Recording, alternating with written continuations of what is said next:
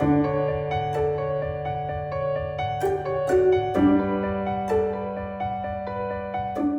really sorry to hear what you had to go through. Anything I can do to help? What you do speaks so loud that I cannot hear what you say, said R.W. Emerson. Did you sense that just now? I'm sure I would have turned down my friend in such a way that he's never going to come back to me for any kind of support. Well, I didn't intend that, I was just busy. Does that happen to you? The general gist of the message can be absolutely lost if the body language is not aligned to the message being communicated. In fact, using a body language that aligns to the message that is being communicated is one of the most effective ways to reinforce the message. In the last video, we learned how to communicate effectively so that your message that you are presenting is understood by the recipient. Today's video is an extension to the same, where we learn about using body language, understanding our own body language and that of the recipient to make an impactful message. Whether you're preparing to make a great first impression or a great presentation, the body language has to be spot on, else the desired results will not be achieved. In fact, here are some of the factors such as posture, handshakes, eye contact, fidgeting, animated movements, sitting positions, and even voice levels are all different body language tools that deserve a certain level of attention to ensure that the correct use is matching the intended message.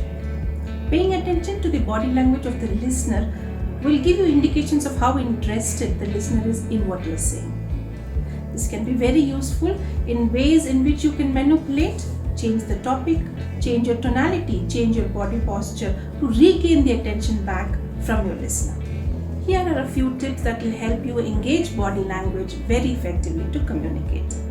First, stand and speak where possible. Where you position yourself in the room, how you stand, and all of your body movements add to your power of speaking. Your body is an important communication tool. Use it.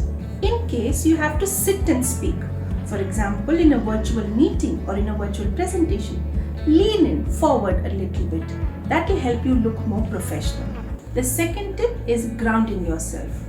Grounding means taking a stance that communicates strength. For example, feet at shoulder width and weight evenly distributed on your feet demonstrates confidence, stability to your audience. Be watchful if your hands are on your hips with this position. You may also be communicating authority. Next tip is to always start with your hands in the neutral position, meaning simply hanging by your sides comfortably. Remember not to clutch or cross your arms. That can actually give away some of your nervousness.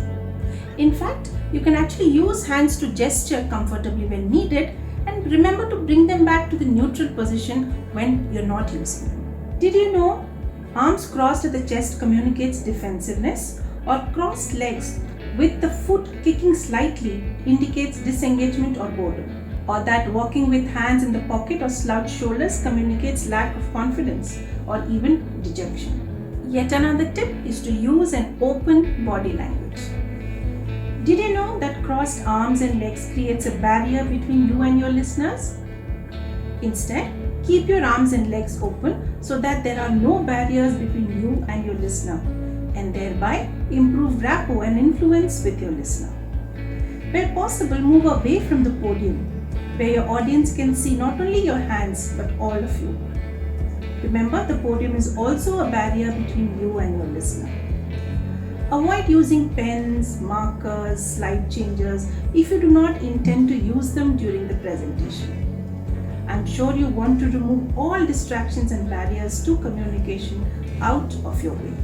There is nothing like gesturing too much or too little. Use gestures strategically. For example, when you have to emphasize on something or add more meaning or value to it.